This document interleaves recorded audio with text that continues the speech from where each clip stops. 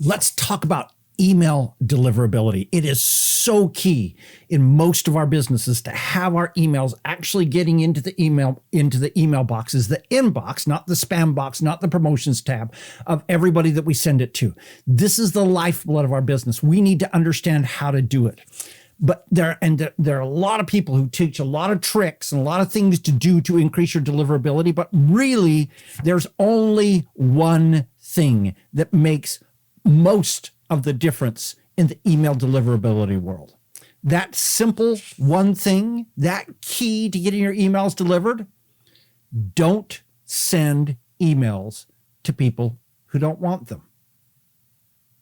Oh, come on, Don. I can't believe you just said that. Yeah, that is the key. And here's what happens is that Gmail and Hotmail and Yahoo and Apple and Comcast and everybody else is sitting there watching your emails come in.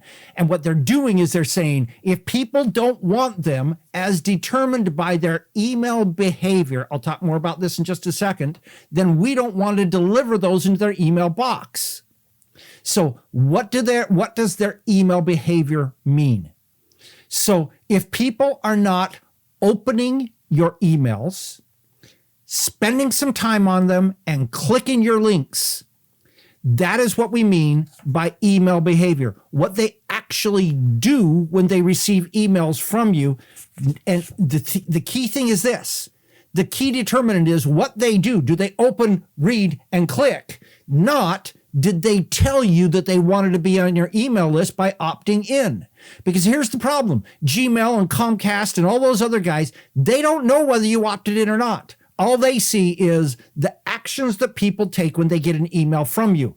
And so if they're not taking those three actions, opening, reading, and clicking, and they measure reading, I'm not quite sure how, probably time spent on the email, then that's what happens. And so if they're not opening your emails, stop sending emails to them. It's literally that simple. But Don, what about emails that I'm sending to them that they actually really wanted, but it's going to their promotion and spam tabs as they're not actually seeing them? Well, the answer is actually the same. If they're not opening, don't send it to them. So if it's going to their promotion or spam tab, then that's an indication that they're not interested in seeing them. And the way that indication is formed is because you're sending a bunch of emails to people who are not opening them. That's what causes things to go into the promotions and spam tabs. Yeah, there's some things with the languaging and things like that. But the key is you want to make sure that people are opening and reading your emails. In other words, the Gmails and everybody else out there, whenever they see emails not getting opened, for whatever reason, even if that is that email is going to the promotion and spam tabs, then your email score goes down. And that email deliverability score determines whether or not your emails get delivered to those who want to receive them. So when you say, oh, it hurts, I spent a lot of money, I spent a lot of time, I spent a lot of effort to get these people on my list, I'm going to keep emailing them, hoping that someday they will actually open their spam tab and read it and see me and go, oh, my long lost friend, why have I not been seeing emails from you and open them? As long as you're doing that because it's painful to you to lose them, then what is happening is your email deliverability score is going down. And so the people who actually want to receive them are not seeing your emails.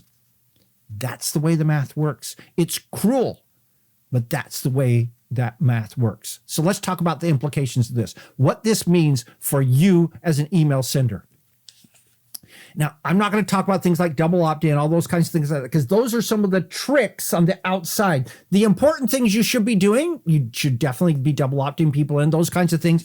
But I'm going to talk specifically about what you can do to get people to open, read, and click on the links in your emails. Number one, stop emailing people who haven't opened an email from you in X days. All right, Don, what's X? Well, X is the high is 90 days. If they have not opened an email from you in 90 days, you should clean them off your list. The Gmails of the world say they want that to happen within 2 weeks. If they've not opened within 2 weeks, then you clean them off your list. That's what they're saying. Maybe we ought to pay attention because they're the ones who control the faucet that we have to go through to get into people's email address. Number 2, every single email you send is a test. Is it great stuff or not?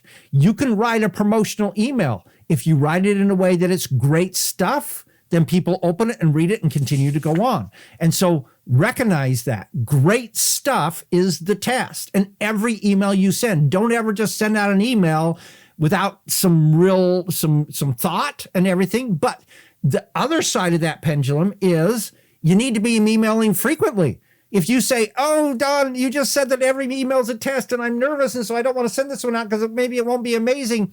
And so then you don't email them for 2 weeks. Remember that thing where they want you to be cleaning people off who have not opened in 2 weeks. If you haven't sent any emails in 2 weeks, then nobody's opened those emails. And so in Gmail's mind, that person should be clean from your list. And so if you only mail once every month, by definition, you're not fitting their requirements. You need to be mailing 2 to 3 times every single week for the rest of your life. Number 4, if you're doing a launch, clean your email list before because you're going to be sending out a lot more emails during the launch. Make sure you've cleaned it before. Don't say, oh, but I don't want to lose those people. They may buy. Well, if they're not opening your emails in 90 days, they're not even going to see them during your launch. And they're not opening is going to hurt your deliverability for everyone else. Number 5, use opt-downs. You've all seen them. So at the bottom of the email, there's the opt-out link. But if there's, let's say you're doing a email for this campaign on raising aardvarks as pets. If you're not interested in raising aardvarks as pets, click here and I won't send you any more emails about that. That's called an opt-down. You set a tag and then before you send out anything about raising aardvarks as pets, you do that tag search, and anybody who has that tag that they didn't want to receive them, you don't send them those emails. In other words, you're only sending emails to people who really want to receive those emails.